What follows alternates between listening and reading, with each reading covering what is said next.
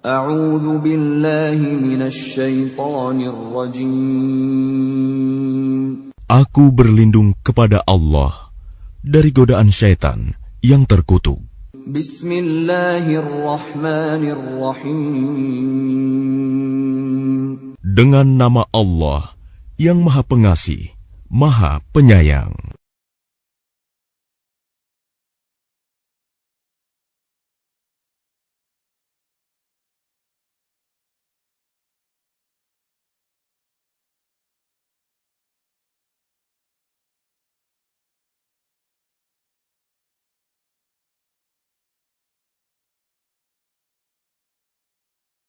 Quran Surat Ali Imran ayat 134. Artinya, yaitu, orang yang berinfak, baik di waktu lapang maupun sempit, dan orang-orang yang menahan amarahnya dan memaafkan kesalahan orang lain. Dan Allah mencintai orang yang berbuat kebaikan. Firman Allah, yaitu, orang-orang yang menafkahkan hartanya, baik di waktu lapang maupun sempit. Yakni dalam keadaan susah dan dalam keadaan makmur, dalam keadaan suka dan dalam keadaan duka, dalam keadaan sehat dan juga dalam keadaan sakit. Dengan kata lain, mereka rajin berinfak dalam semua keadaan. Sebagaimana yang disebutkan dalam ayat yang lain, yaitu firman-Nya, orang-orang yang menafkahkan hartanya di malam dan di siang hari secara sembunyi dan terang-terangan. Quran Surat Al-Baqarah 274. Makna yang dimaksud ialah, bahwa mereka tidak kendur dan lupa oleh suatu urusan pun dalam menjalankan ketaatan kepada Allah. Mereka membelanjakan harta untuk keridaan-Nya serta berbuat baik kepada sesamanya, dari kalangan kaum kerabatnya dan orang-orang lain dengan berbagai macam kebajikan.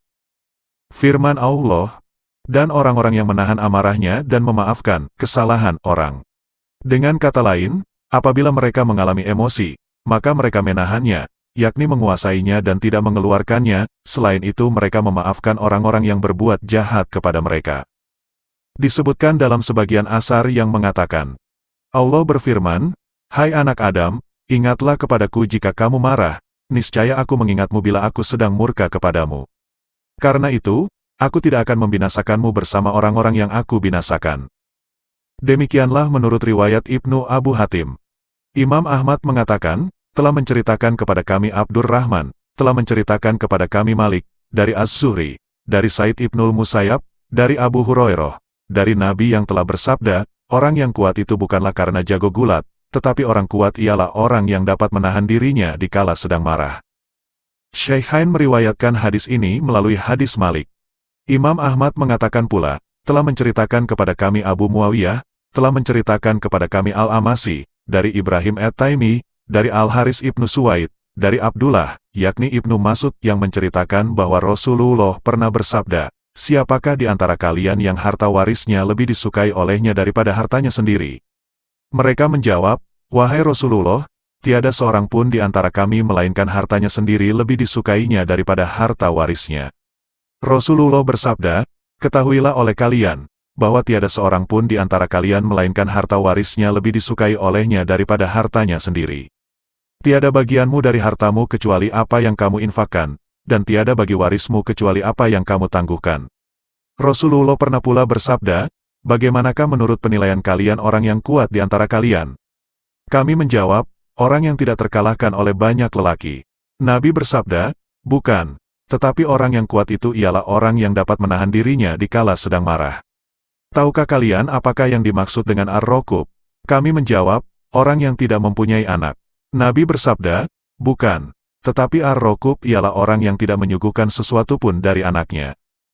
Imam Bukhari mengetengahkan hadis tersebut pada bagian pertamanya, sedangkan Imam Muslim mengetengahkannya berasal dari hadis ini melalui riwayat Al-Amasi. Hadis lain diriwayatkan oleh Imam Ahmad. Disebutkan bahwa telah menceritakan kepada kami Muhammad ibnu Ja'far, telah menceritakan kepada kami Syu'bah. Aku mendengar Urwah ibnu Abdullah al-Jufi menceritakan dari Abu Hasbah atau Ibnu Abu Husain, dari seorang laki-laki yang menyaksikan Nabi Shallallahu Alaihi Wasallam berkhutbah. Maka beliau bersabda, tahukah kalian apakah yang dimaksud dengan ar-raqub? Kami menjawab, orang yang tidak mempunyai anak. Nabi bersabda, ar-raqub yang sesungguhnya ialah orang yang mempunyai anak, lalu ia mati, sedangkan dia belum menyuguhkan sesuatu pun dari anaknya. Tahukah kalian, siapakah saluk itu? Mereka menjawab, orang yang tidak berharta. Nabi bersabda, Saluk yang sesungguhnya ialah orang yang berharta, lalu ia mati, sedangkan dia belum menyuguhkan barang sepeser pun dari hartanya itu. Kemudian dalam kesempatan lain Nabi bersabda, apakah arti jagoan itu? Mereka menjawab, seseorang yang tidak terkalahkan oleh banyak lelaki. Maka Nabi bersabda, orang yang benar-benar jagoan ialah orang yang marah, lalu marahnya itu memuncak hingga wajahnya memerah dan semua rambutnya berdiri, lalu ia dapat mengalahkan kemarahannya. Hadis lain diriwayatkan oleh Imam Ahmad. Disebutkan bahwa telah menceritakan kepada kami Ibnu Numair, telah menceritakan kepada kami Hisham, yaitu Ibnu Urwah, dari ayahnya, dari Al-Ahnaf Ibnu Qais, dari salah seorang pamannya yang dikenal dengan nama Harisa Ibnu Qudamah As-Sa'di yang menceritakan hadis berikut, bahwa ia pernah bertanya kepada Rasulullah. Untuk itu ia mengatakan, wahai Rasulullah, ajarkanlah kepadaku suatu nasihat yang bermanfaat bagi diriku, tetapi jangan banyak-banyak agar aku selalu mengingatnya. Maka Rasulullah bersabda, kamu jangan marah. Ia mengulangi pertanyaannya kepada Nabi berkali-kali, tetapi semuanya itu dijawab oleh Nabi dengan kalimat, kamu jangan marah. Hal yang sama diriwayatkan dari Abu Muawiyah, dari Hisham dengan lafaz yang sama. Ia meriwayatkan pula dari Yahya ibnu Said Al-Qattan, dari Hisham dengan lafaz yang sama yang isinya adalah seperti berikut, bahwa seorang lelaki bertanya, wahai Rasulullah, berilah aku suatu nasihat, tetapi jangan terlalu banyak, barangkali saja aku selalu mengingatnya. Nabi bersabda, kamu jangan marah. Hadis ini hanya diriwayatkan oleh Imam Ahmad sendiri. Hadis lain diriwayatkan pula oleh Imam Ahmad. Disebutkan bahwa telah menceritakan kepada kami Abdur Razak, telah menceritakan kepada kami Mamar, dari Az-Zuhri, dari Humaid ibnu Abdurrahman, dari seorang lelaki dari kalangan sahabat Nabi yang menceritakan, seorang lelaki bertanya, wahai Rasulullah, berwasiatlah untukku. Nabi menjawab, kamu jangan marah. Lelaki itu melanjutkan kisahnya, maka setelah kurenungkan apa yang telah disabdakan oleh Nabi Shallallahu Alaihi Wasallam tadi, aku berkesimpulan bahwa marah itu menghimpun semua perbuatan jahat. Hadis ini hanya diriwayatkan oleh Imam Ahmad sendiri. Hadis lain diriwayatkan oleh Imam Ahmad. Disebutkan bahwa telah menceritakan kepada kami Abu Muawiyah, telah menceritakan kepada kami Daud ibnu Abu Hindun, dari Abu Harb ibnu Abul Aswad, dari Abul Aswad, dari Abu Zar yang menceritakan bahwa ketika ia hendak mengambil air dari sumurnya, tiba-tiba datanglah suatu kaum. Lalu mereka berkata, siapakah di antara kalian yang mau mengambilkan air buat minum ternak Abu Zar dan menghitung beberapa helai rambut dari kepalanya? Kemudian ada seorang lelaki berkata, saya. Lalu lelaki itu menggiring ternak kambing milik Abu Zar ke sumur tersebut untuk diberi minum. Pada mulanya Abu Zar berdiri, lalu duduk, kemudian berbaring. Ketika ditanyakan kepadanya, wahai Abu Zar, mengapa engkau duduk, lalu berbaring? Maka Abu Zar menjawab, sesungguhnya Rasulullah pernah bersabda kepada kami, para sahabat, apabila seseorang di antara kalian marah, sedangkan ia dalam keadaan berdiri, hendaklah ia duduk hingga marahnya hilang. Apabila marahnya masih belum hilang, hendaklah ia berbaring. Imam Abu Dawud meriwayatkannya dari Ahmad ibnu Hambal berikut sanadnya. Hanya di dalam riwayatnya disebutkan dari Abu Harb, dari Abu Zar, padahal yang benar ialah Ibnu Abu Harb, dari ayahnya, dari Abu Zar, seperti yang disebutkan di dalam riwayat Abdullah ibnu Ahmad dari ayahnya. Hadis lain, Imam Ahmad mengatakan, telah menceritakan kepada kami Ibrahim ibnu Khalid, telah menceritakan kepada kami Wa'il As-Sanani yang mengatakan, ketika kami sedang berada di dalam majelis Urwah ibnu Muhammad, tiba-tiba masuk menemuinya seorang lelaki dan lelaki itu berbicara kepadanya tentang suatu pembicaraan yang membuat Urwah marah. Ketika Urwah marah, maka ia pergi, lalu kembali lagi menemui kami dalam keadaan telah berwudu. Kemudian ia mengatakan bahwa telah menceritakan kepadaku ayahku di hadapan kakekku, yaitu Atiyah ibnu Sa'd As-Sa'di, yang berpredikat sebagai sahabat, bahwa Rasulullah pernah bersabda, sesungguhnya marah itu perbuatan setan, dan setan itu diciptakan dari api, dan sesungguhnya api itu hanya dapat dipadamkan dengan air. Karena itu, apabila seseorang di antara kalian marah, hendaklah ia berwudu.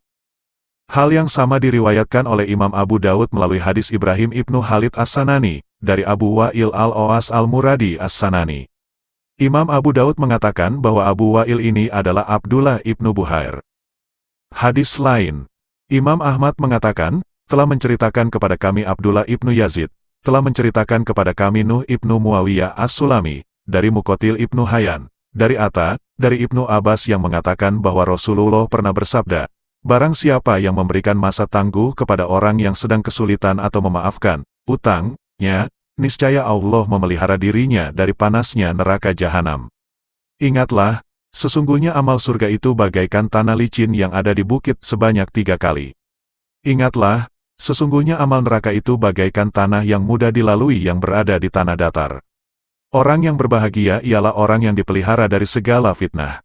Dan tiada suatu regukan pun yang lebih disukai oleh Allah selain dari regukan amarah yang ditelan oleh seseorang hamba. Tidak sekali-kali seorang hamba Allah mereguk amarahnya karena Allah, melainkan Allah memenuhi rongganya dengan iman.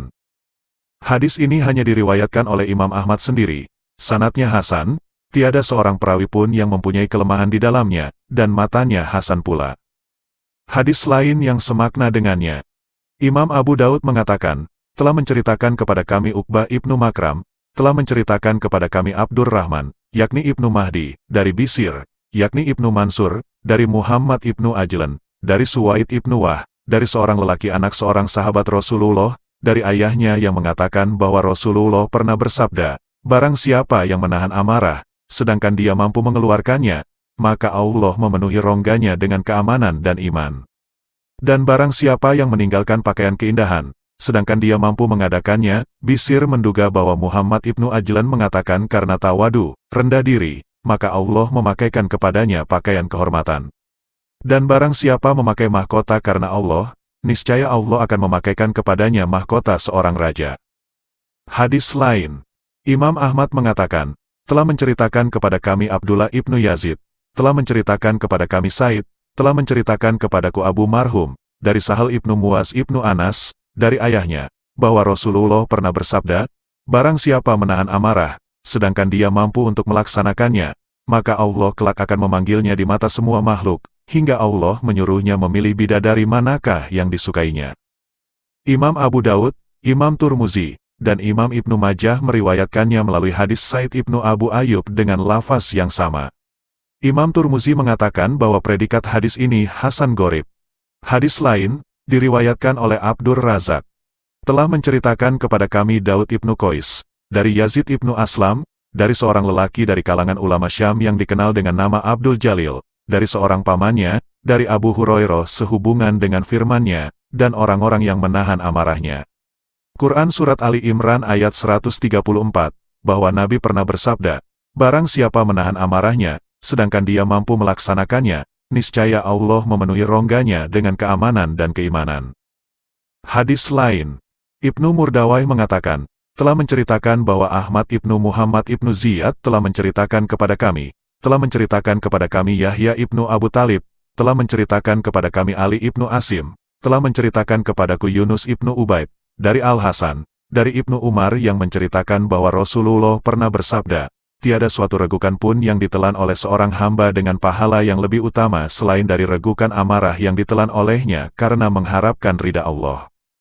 Hadis diriwayatkan pula oleh Ibnu Jarir. Hal yang sama diriwayatkan oleh Ibnu Majah, dari Bisir Ibnu Umar, dari Hamad Ibnu Salamah, dari Yunus Ibnu Ubaid dengan lafaz yang sama. Firman Allah, dan orang-orang yang menahan amarahnya, yakni mereka tidak melampiaskan kemarahannya kepada orang lain, melainkan mencegah dirinya agar tidak menyakiti orang lain, dan ia lakukan hal tersebut demi mengharapkan pahala Allah. Kemudian Allah Subhanahu wa Ta'ala berfirman, dan memaafkan kesalahan orang, yaitu selain menahan diri, tidak melampiaskan kemarahannya, mereka juga memaafkan orang yang telah berbuat aniaya terhadap dirinya, sehingga tiada suatu unek-unek pun yang ada dalam hati mereka terhadap seseorang. Hal ini merupakan akhlak yang paling sempurna. Karena itulah dalam akhir ayat ini disebutkan, Allah menyukai orang-orang yang berbuat kebajikan. Hal yang disebut di atas merupakan salah satu dari kebajikan. Di dalam sebuah hadis disebutkan seperti berikut. Ada 3 perkara yang aku berani bersumpah untuknya. Tiada harta yang berkurang karena sedekah, dan tidak sekali-kali Allah menambahkan kepada seorang hamba yang pemaaf melainkan hanya keagungan, serta barang siapa yang merendahkan dirinya karena Allah, niscaya Allah mengangkat kedudukannya.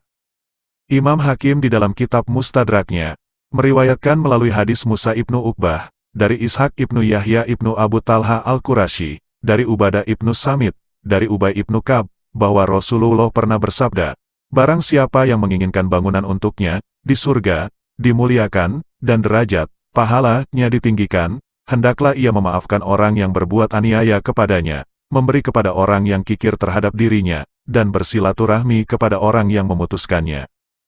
Kemudian Imam Hakim mengatakan bahwa hadis ini sahih dengan syarat Syaikhain, tetapi keduanya tidak mengetengahkannya. Ibnu Murdawai meriwayatkannya melalui hadis Ali, Ka'b ibnu Ujrah, dan Abu Hurairah serta Ummu Salamah hadis yang semakna. Telah diriwayatkan melalui Ad-Dohak, dari Ibnu Abbas, bahwa Rasulullah pernah bersabda, apabila hari kiamat terjadi, maka ada seruan yang memanggil, di manakah orang-orang yang suka memaafkan orang lain? Kemarilah kalian kepada Tuhan kalian dan ambillah pahala kalian. Dan sudah seharusnya bagi setiap orang muslim masuk surga bila ia suka memaafkan orang lain.